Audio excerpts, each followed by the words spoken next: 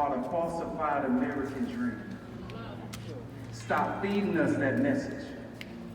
How can I have American dream when you steal me from my classroom seat and slam me to the ground?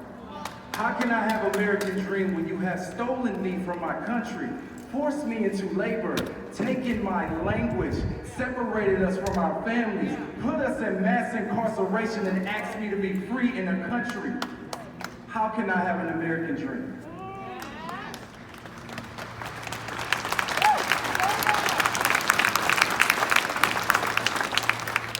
But systematic racism does not begin nor end with police brutality and the American dream. The cure is not to fix the police station, but we must look towards our schools. Yes. Don't let my Black life matter only when it's stolen away from the police.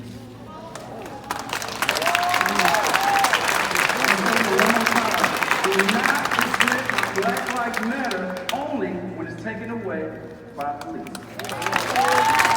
Enough is enough. So, currently right now, our school systems are unethically distributed by state funds. What is constitutionally the state's responsibility to fund our schools is left on taxpayers, and we have a problem with that. When we cannot fund our schools, quality teachers are cut. Quality programs are cut. The same very programs that's keeping our students in the schools and off the street. And enough is enough.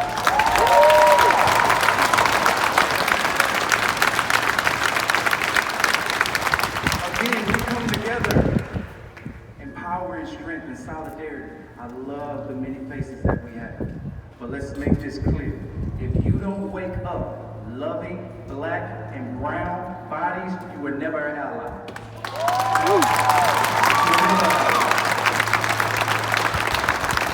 Let's be real. When we make this change, it takes all of us. And we have recommendations. We ain't asking. Woolard, Kilmer, we're not asking. We're demanding, and we seek change now because enough is enough.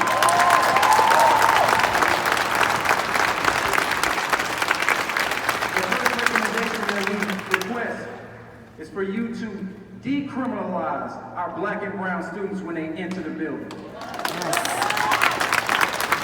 What that means is dismantle zero tolerance policy that directly supports school to prison pipelines. Stop suspending our kids for horse plans. Stop suspending our kids for being late. Stop suspending our kids because we don't assimilate to your behaviors.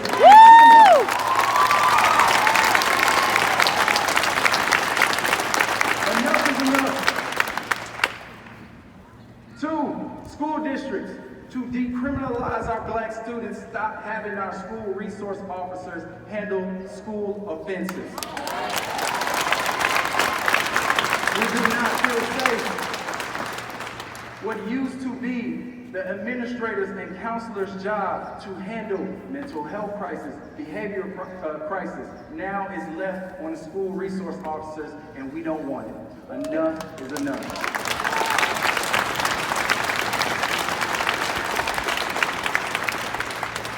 Three, we need to hire more Black and brown folks. Make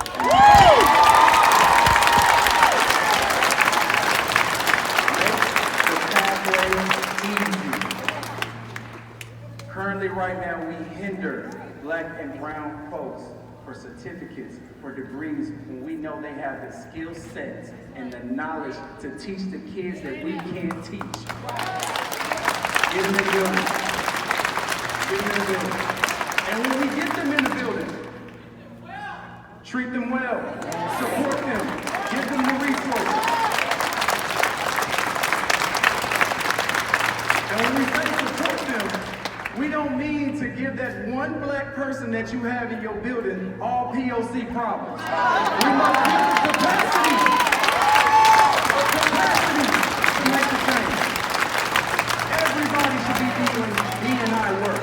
Diversity and inclusion work. This is not a one-person job. Say that. We did not lead the nation by doing a one-person job. The civil rights, community, made way. Women's rights made way. And I'm talking about everybody. Everybody has a hand in this. Our next recommendation, we need our community leaders and our student voices to be part of the policy change. Yes. We will no longer leave them out. No longer leave them out. Our next, since Brown versus the Board of Education, our black students have not been able to see themselves in the curriculum. You have dehumanized their existence in the history books. You have called them one-third human being.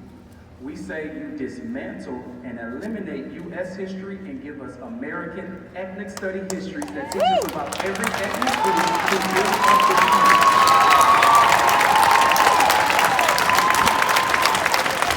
We all built this country. We ain't done. We ain't done. We ain't done, y'all. We got a lot more to go. So once we do that, I want you to also think about our leadership. We have talked about our kids a lot. We have a lot of leadership in our admin office that do not get the support needed. And what we need to do is unionize those folks.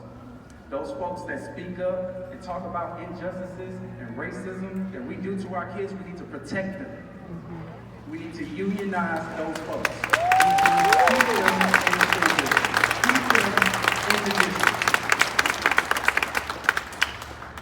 Stand with you all in power. And I challenge you all today, when you leave here, let's not make this a moment. We got to continue to move it. We got to love each other. Tacoma is a city of love. Houston, Texas is a city of love. Detroit is a city of love. Chicago is a city of love. I'm naming all of these cities because all of these cities have to fight together. We're no separate from anyone else. No separate from anyone else. But we also have a job to do also in the streets. Our kids don't feel safe in these streets. We must defund the police.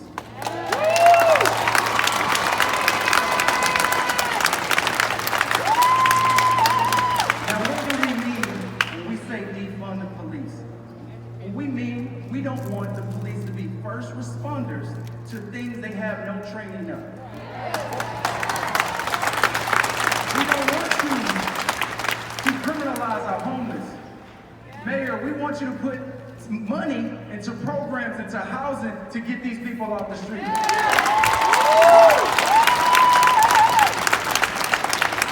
We don't want the police to be first responders to mental health crisis. We want our mental health therapists, our social workers to respond to that. But when you respond to it, your budgets increase. And when those budgets increase, you take money away from our community and things that we need for quality life. And we saying enough is enough. Before we leave here, remember why we march. We demand justice. Say their names. When you do this speech, say their names. Don't say a young black lady was killed, say Breonna Taylor. All right? Don't say a black man was in a chokehold. Say George Floyd. All right? Knee to the back, all of that. Say their names. White people, we're allies. Stop looking at yourself like we ain't family. We was in this country together. We stand in this country together. Ain't nobody about to leave. So when you raise these fists, make sure you putting your heart into it and your practice into it. You cannot say you have guilt or shame or blame because we can't opt out. We all need each other. So we march for Trayvon, Orlando Pascal, Breonna Taylor, George Floyd, and Emmanuel Ellis, and the many other lives that was taken by police officers in this country. We also stand for the economic injustice. We also stand for fair education for our students. We also march for love. No justice. No peace. No justice. No peace. I love y'all. Thank you.